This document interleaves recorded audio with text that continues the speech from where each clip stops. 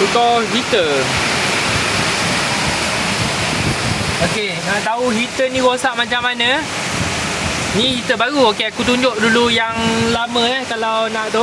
Along, boleh ambil wayar satu? Okey, ni Along akan tunjukkan cara nak check heater.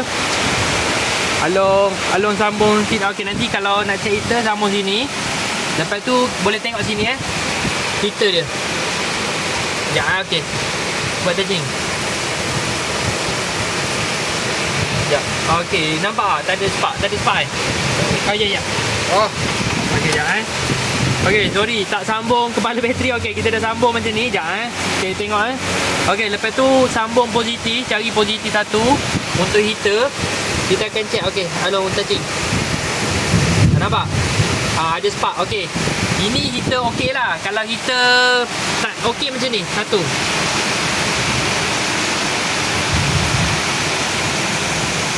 Okey, kita tengok heater nombor 4 belah sini. Tu. Bawah lagi. Okey. Tengok bawah tu. Sampai. Nampak dia tak ada spark. Okey, boleh nampak. Dia tak ada spark api heater tu dah problem tu.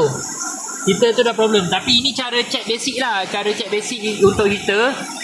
Tapi ada yang heater yang tak boleh check guna macam tu. Tapi biasa heater lama kita akan check macam tu lah.